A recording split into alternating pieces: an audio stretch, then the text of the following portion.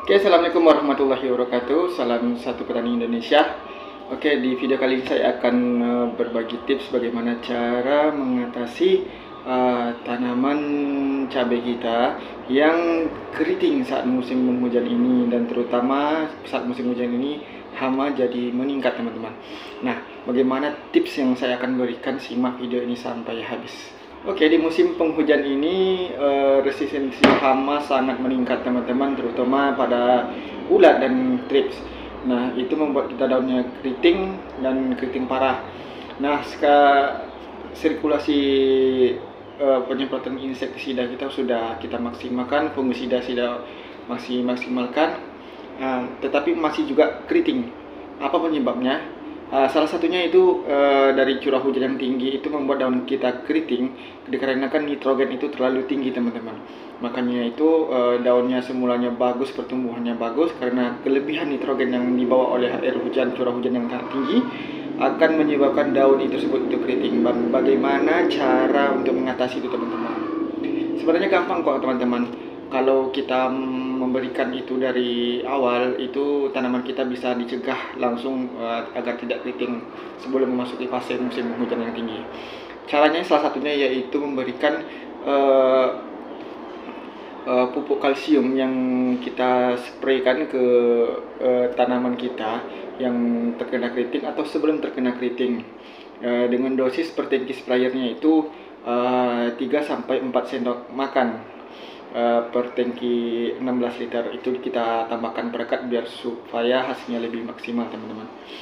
Kemudian setelah kita melakukan penyemprotan kalsium, kemudian untuk mengurangi hama, ya, untuk meningkatkan pertumbuhan daunnya, kita akan memberikan semprotan dari bahan organik, ya, yang kita buat dari daun pepaya, ya. Daun pepaya ini banyak sekali manfaatnya, teman-teman. Selain dia untuk racun senyawa yang terkandung di dalamnya itu untuk hama, ya, untuk hama trips, kutu-kutuannya itu, sehingga hama tersebut cabai itu bisa berkurang, bahkan berkurang sampai 90%, teman-teman, dari pengalaman yang saya alami, teman-teman, untuk dari segi hama.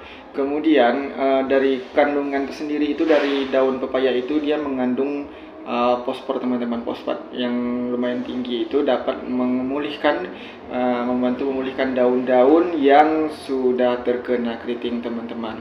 Nah, di sini manfaatnya ialah bisa mengobati atau mencegah hama yang sudah meningkat saat musim hujan, kemudian memperbaiki daunnya kembali, teman, yang sudah keriting.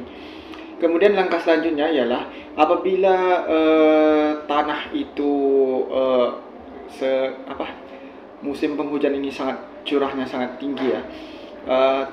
Kemudian ini asam tanahnya itu sangat meningkat, teman-teman. pH tanah kita itu bisa drop, ya, istilahnya. Nanti cara mengatasinya itu kita berikan pupuk kalsium, ya, cukup 1 sendok makan atau bisa lebih juga, ya, per batang itu. Kemudian kita dari atas kita spraykan magnesium sulfur, teman-teman. Contoh merek dagingnya yaitu, kalau saya makainya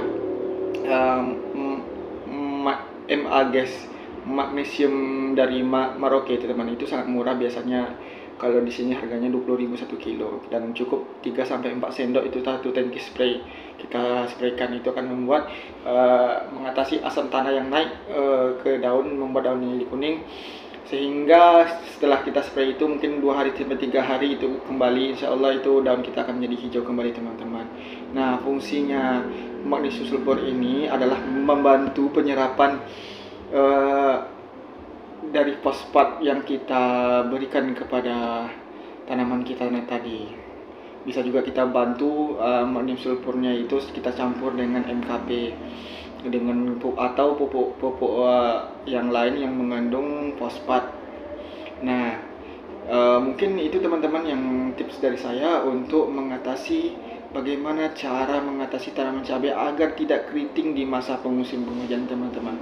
Karena di musim penghujan ini nitrogennya sangat tinggi, sangat berlebihan. Kalau menurut saya setiap hari itu kalau di sini intensitas hujannya itu sangat tinggi teman-teman, sehingga banyak tanaman kita yang terkena layu, daunnya menguning, buahnya membusuk. Itu salah satunya ciri-ciri kelebihan nitrogen teman-teman. Nah, untuk itu